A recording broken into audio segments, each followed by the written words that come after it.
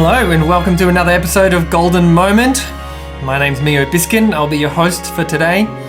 So today we had a conversation with Tristan Courtney. Tristan is an amazing bass player.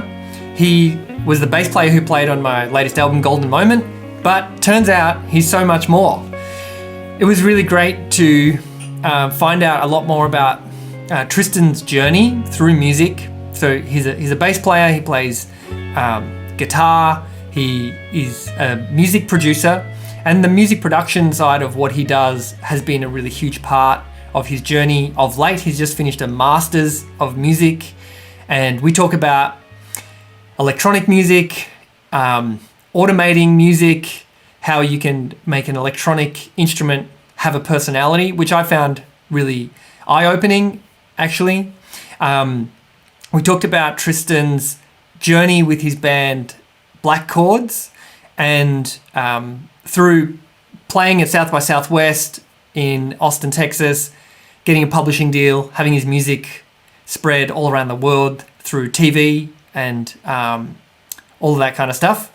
And some good news that Blackchords are working on a new record. So I hope you enjoy this conversation. You can check out the links in the description below this video to hear Tristan's music and lots of other things. That's about it for now. Without further ado, here is Tristan Courtney. So I'm here with Tristan Courtney. Welcome to this podcast and whatever this is. Thanks, Mio. Thanks for having us. Yeah, it's a pleasure. So I will have introduced you a little bit prior to this, but maybe give people a bit of a lowdown as to who you are, what you do, and then we might go back into the past and see what we can dig up. Yep. My name's Tristan. I'm a bass player. I'm producer, electronic musician based in Melbourne. I grew up in Adelaide, so northern suburbs Adelaide. I moved over about 12 years ago with the band from Adelaide called the Daylight Underground. It's no longer a band. It's quite a glorious breakup. Anyway, everyone gets one of them at some point in their music career. Maybe we'll come back to that. Yeah, sure. And I make a living pretty much playing with good people such as yourselves. A bunch of different projects with Danny, who also played on your album. I like to jump across genres. I think I really enjoy that. So I'll do some chamber classical stuff playing Mozart, but then I'll do a jazz thing and then do like a minimal experimental electronic thing or a pop thing or an indie thing or a music theatre thing. It's sort of, it's nice to actually not doing the same thing all the time. I think these kind of things kind of have a nice sort of cross-pollinating effect, at least in my brain. Plus I'm a bass player. We're only playing one note at a time, pretty simple for us folks anyway. So it's good to sort of jump around and work with different types of creatives, I guess. Yeah. Cool. Awesome. Yeah. Really diverse kind of background. And so you also, do you play some guitar? I saw a photo on the internet of you playing guitar. So there's guitar. Yeah. Yes. But you also do electronic music production. Yep. So, I mean, it's where did all these different things start? So with bass, what is it about bass that you thought this is the thing I'm gonna really get into and play? Was it out of necessity? Or was it like, I love that bass line in that song? A bit of both, I think.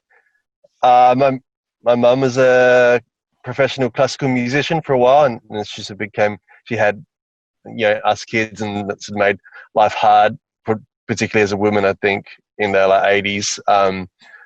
But always had sort of music in the family. So I started playing violin very little, doing those Suzuki things, and then a bit of piano, a bit of guitar, and then it was always interesting. I always liked music, but my parents had to nag me to practice, and I was never really sort of like a diligent student. I was a pretty woeful student, I think. but then I was at this school and they decided to start up a music program. It was a pretty basic school, and we should have music at our school. Okay, it was a brand new school. And they said, we need a bass player in the concert band, pretty dorky concert band. And he's like, well, you play guitar and you can read bass clef from piano. Right. So can you just come and play bass? I went, okay. And then, I don't know, you do choose your instrument, but your instrument chooses you a little bit, I think. And it was like, then I was playing music and it felt like home, and it felt like it's just something I can get my teeth stuck into. So, but because it was a pretty small school and pretty kind of poor, I guess, when you look at schools now. Like, so I was the only kid playing electric bass in the whole school. This is like, I'd never seen it. I didn't see a double bass till I went to uni, pretty much. But they just put me in every single band. So I was like 11 years old playing with all the 18-year-olds, and I thought that was cool. And they just thought it was cool because they had someone holding the bass down, and you just, so kind of necessity. But if I didn't like it, I wouldn't have stuck with it, I don't think. And then I was sort of really into bass, nerded pretty hard on the bass, went to uni and studied it. And that's a good thing or not, I'm not quite sure, but it's what I did. But then you just hear music and you just wonder like how people make it. So I went backpacking and ended up in the UK for a while.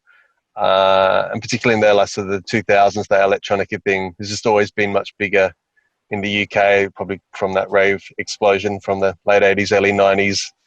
And so, to hear an Aphex Twin tracking, I thought I knew something about music because I've studied it and, been playing it for a long time. I have no idea how you begin to make like an Aphex Twin track or a Boards of Canada track or whatever. So there's just kind of curiosity and working it out yourself, I guess. Cool. Yeah. So I guess, just that curiosity for music in all its forms, like you're describing, wanting to be a part of anything musical. Yeah. Anything that's happening. That's great. Yeah. And so when it comes to the bass, I think I couldn't even hear the bass frequency till I was in my early 20s. Like, I was like, what is that? Yeah, I was like, is there bass? I can't hear the bass. I remember trying to, figure out songs on guitar, and it'd be really helpful to just listen to the bass. And I found it so hard. It was like my ears weren't even attuned to bass, like, for so long. And as a bass player, there are many roles, I suppose, you can play for people who don't think about bass very much or whatever. What do you see as your role as a bass player in a band in different incarnations, I suppose? But it's sort of, maybe it's a fuzzy one. I think you're there to listen really, really hard to what everyone else is doing, and then find a way just to kind of make what's happening already better.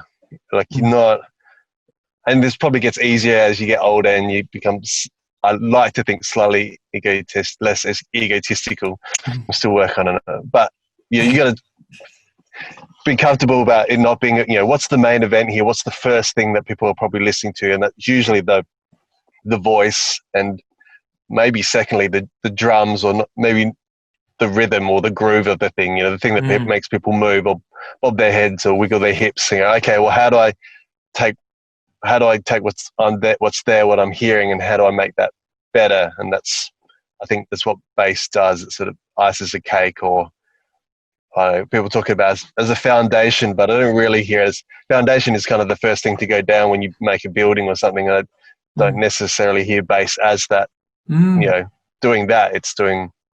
It's complementing, it's like reinforcing it, making it stronger. It's, putting the bricks on outside the frame or something like that. And you can do that in lots of different ways, and you need, you can't have a cookie cutter approach. Like, sometimes playing a lot works really well, and then sometimes really shutting up works really well, and then sometimes being really melodic and writing hooks works well, but then sometimes that pulls focus too, and sometimes you just need a really nice sound, a good warm, so like there's a lot in tone. It's not necessarily just the notes, I think, can really help too. So yeah, cool. Yeah, I like that analogy of that it's not the foundation, but it's kind of like a glue, I suppose. because Yeah. I think the first time I really understood the power of bass, and that it actually is everywhere, and it has such a physical response in our body when we're listening to music, that when I first started recording music, and then I'd lay a bass line down, but then if I mute the bass line, it actually feels like half the song is gone. It takes up so much sonic space, and it's so important.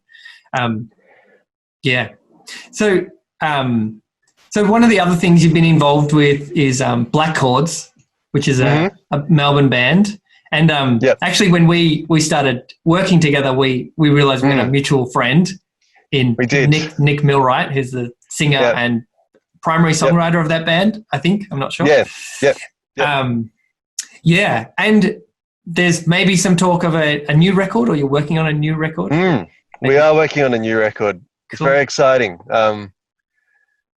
It's a funny one. It's like a really good lesson for me, I think,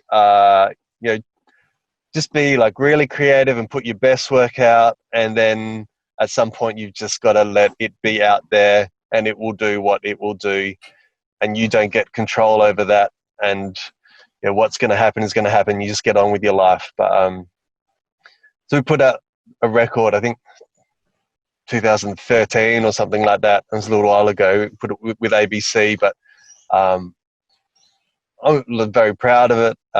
We did it with David Odlum, who used to play in a band called The Frames out of Ireland. He works a lot with Glenn Hansard and people like that still.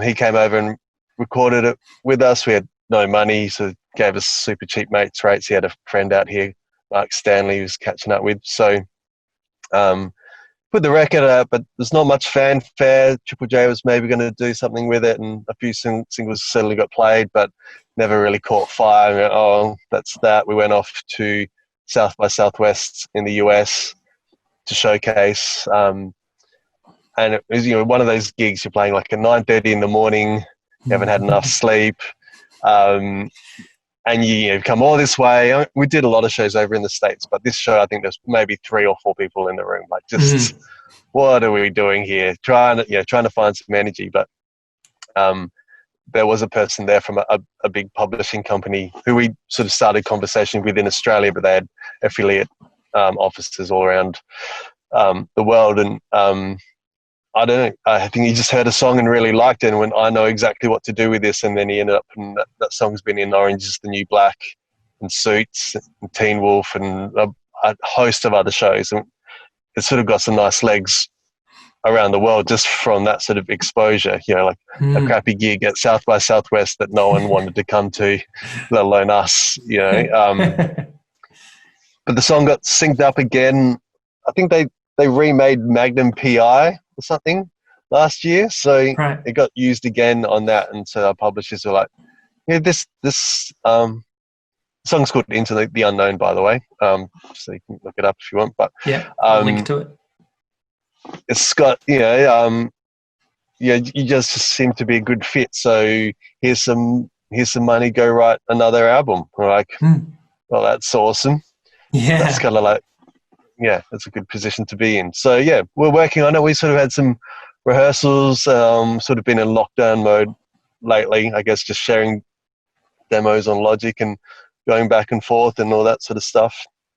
I had a kid in there as well, so that's it's all, life keeps happening. But hopefully by the end of the year we'll have a new fully fledged record ready to go, so it's very exciting. Yeah, cool. Very exciting. It's great. You also have a solo project, music production. Do you have 2 solo projects, or is it just one main thing you're working on at the moment? It's a bit of, I don't know where I got this from. It's a notice that a lot of electronic musicians, just every time they do a project that feels a bit different, then they just give it a new name. Right. Like German guys like Wolfgang Voigt has about like 15 different aliases he likes to work under. Aphex Twin just did the same thing, Luke Vibert. So just depending on whatever's happening. I did a master's at Melbourne Uni, kind of thinking, maybe I could just keep writing all this electronic stuff and if I play my cards right, then I'll get a master's degree for just doing what I would do anyway. Right. That that was foolishly naive, I think, but it was a lot more work than that. But I've just finished that, and I've sort of ended up writing it's just like a 70-minute minimal techno installation movie kind of thing, which I was sort of going to launch, but then lockdown pretty much happened as soon as I finished it. So it's just on the back burner, and so we have some galleries open again, all that sort of stuff. I'm sort of looking forward to putting it into that world. I could put it out online, but I sort of designed all these sort of looping projections, and I just wanted it to be very much, when you listen to music on headphones, you don't get that full bass experience. It's not another haptic experience, feeling the music in your body. And all these projections, they're not that interesting. It's not like watching TV or watching something really detailed on a screen. It's just supposed to be like environmental, like moving wallpaper or something, and it just sort of washes over you. So it just didn't feel like putting videos out on Facebook or on YouTube was how I wanted to present the work, at least not initially. So I'm just waiting. It's all right. I've got fill my time doing other things. Yeah, exactly. Cool. Well, this is probably a good opportunity to talk about your masters, because you had to do a massive thesis, and it's probably I don't know how common it is to actually get to talk about your master's thesis once it's actually done. Usually people probably just want to put it behind them. But maybe tell us a bit about it. What's the core concepts of it or theories in it? What were you exploring? Yeah, I mean, it took me a while. I kind of, and I'm mindful here of not sending your listeners to sleep. But no, you won't. I love it. The gist of it was really I'm really into electronic music and how you can use tone. Like tone can keep changing, and you can kind of tell stories with evolving tone. Like the guitar will always sound like a guitar, and the bass will always sound like a bass. But if I've got a synth, I can make that synth sound 5,000 different ways, and I can also make it move through a piece quite gradually through like a bunch of different sounds. So you can almost tell a story or develop a narrative through how a sound changes. I guess that was the experiment. And so I was sort of experimenting with like improvisation and those sort of methods. But in the end, I sort of found this, you can, I think, program computers in very interesting ways, so that they can feel quite organic and almost have their own personalities. And once you sort of develop this personality, this sort of constant changing, evolving thing, but in a kind of a rational kind of way, then you can start to interact with that yourself as a performer. So it was became about how to develop stuff within a program. It's not really like AI, which is a good buzzword at the moment. I wasn't looking to replicate human type performance within a computer. I was just trying to make a computer do computerized things, but in a way that wasn't, when we think about computerized music, often we just think about stuff sounding very the same and being very mechanical and very repetitive and not evolving and not really telling a story, I guess. I don't know your thoughts on when we think of what computerized music. But I think that's kind of, I mean, there's nothing wrong with that, but computers can do an awful lot more than that. So if you sort of create this kind of much more organic, evolving musical beast, then you've got something to kind of push and pull against in performance. But that's quite different to playing with other people, I guess, which kind of work in different ways. Yeah, cool. I love that idea of that it has a personality that moves and changes, and I don't know whether it becomes idiosyncratic in particular ways or whatever. And is that achieved through pre-programming, as in automation, or is it you actually programming instructions for it to do different things at seemingly random times or whatever, but then it's sort of the unique personality of that piece? Yeah, I think what I sort of ended up doing was it's just getting like an LFO. Like an LFO is just something that assigns change to whatever it is you want to change. And so most synths that you use will have like a couple LFOs in them to sort of create sort of natural shape and gradual change to there. But with a computer, you can have like, you don't just have to have one or two, you can have 20 or 30 different LFOs. And if they all move quite slowly, but all at very different speeds, in some ways they're working quite rationally, but the combination of these 20, 30 different effects all happening differently. So I was sort of trying to create an effect where I have a pretty good idea about what's going to happen in 5 seconds time, but I've got no idea about what's going to happen in 5 minutes time. So everything that was about to happen always seems quite predictable, I guess. And that's the other thing, like computers do random very well, but random's not particularly interesting either. I don't know, I think humans don't do random very well. So you're either being too predictable or too random. So I was trying to find somewhere in the middle, using lots and lots of different sort of predictable changes or interactions, I guess. So that, but you just don't know where it's going to lead up, I guess, by the time you have all these sort of different changes and numbers going everywhere. That was the gist of it. Yeah, it's great. It's great. It's so just to reassure you, this is not boring at all. I find this really interesting. And it's painting a really nice picture, and it's definitely making me really interested to experience it and hear it. I like that idea that it's going to happen in the short term, but not in the long term. Yeah, that's really interesting, and it's also painting a picture in my mind of a journey, or of, I don't want this to downplay it, but like a shifting landscape, I suppose, a shifting sonic landscape that continues to evolve and change. And it sounds awesome. Well, you'll definitely have to let us all know when that's happening in the real world so we can come along and check it out. Yeah, exciting.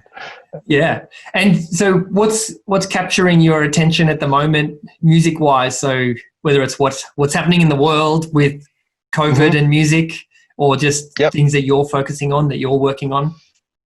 I got I bought myself a new drum machine, which has been quite fun. I do really, part of my master's exploration, but kind of my general thinking has sort of really embraced minimalism within like work, and just giving yourself a whole lot of restrictions actually enables you to be far more creative in the long term. And so this drum machine's been quite fun. You got one bar that loops over and over and over. And so how do you make that interesting? One bar that's boring. Well, yeah, but some bars of programming are more boring than others. So what is it that makes it interesting? What makes a good loop feel like it can go on forever and it's not boring, whereas some loops really feel very repetitive? So why is that? It's not always obvious. So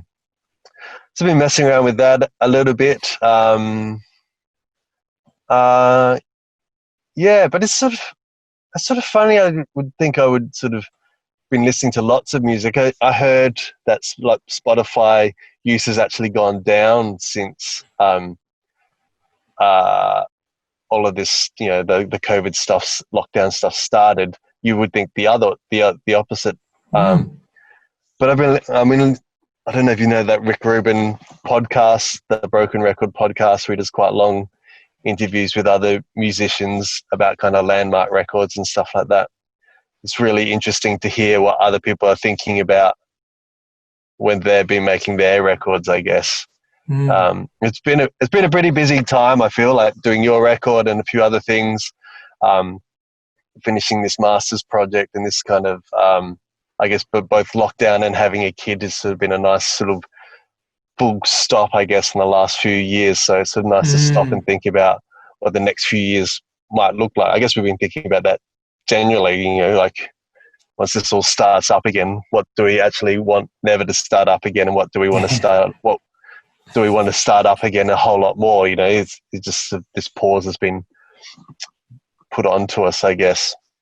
So I guess thinking about that. A lot of the ideas that I was looking at in my masters about like this evolving electronica and stuff like that.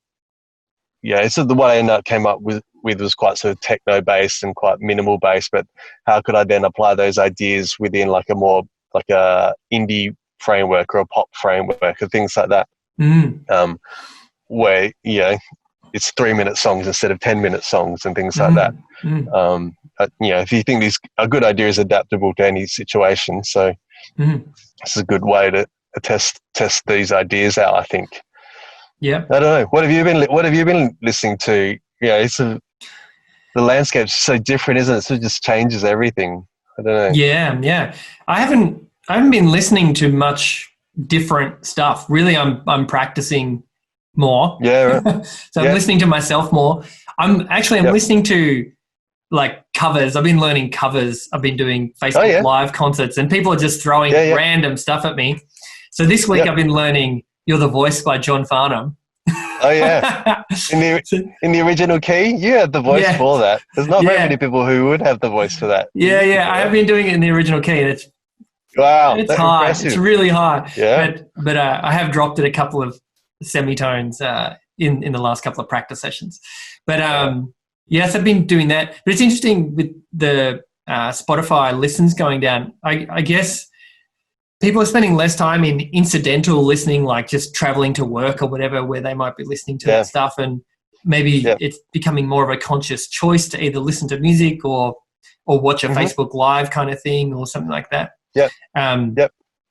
Yeah, that's kind of what I've been doing. And music-wise, I've been working on some more music and figuring out how to get this record out into the world. That's a big part of what I'm doing. Yeah, so it's been good. I mean, this period obviously is crazy, insane, but as far as productivity goes, it's been great having less distractions and just getting to the heart of the matter, getting to the heart of things. I think is something that a lot of people are noticing the benefit of whether it's spending more time with your family or relationships or getting clarity on what's actually really important to you. I did a blog post and a podcast on this thing about quitting things. Like, it's something I'm not usually very good at, quitting stuff. I tend to like stick with stuff, but this is a great time to reassess things that you want to quit. Like, okay, that's something I'm going to stop doing. Like, I've been doing that just out of habit or just because it's a part of my life. But there's just this is a nice big reset time of reconsidering how we spend time and where we focus attention and what we ultimately want to have and do. So, that's kind of, I don't know, that's what I've been up to. It's good, isn't it? That I think about this a lot with songwriting, like that sunken cost fallacy. The more you work on a song or a track or whatever it is you do, the more you need it to be good because you spend so much time working on it, and when you get like this big massive break, sometimes these things that you've been sinking a lot of time into, have just been stopped for you. You didn't get to make that decision, but now it's sort of maybe easier to go, I'm going to start doing that again. I probably don't need to do that anymore. This is the sort of one sort of positive aspect of it. Yeah, for sure. Yeah, it's great.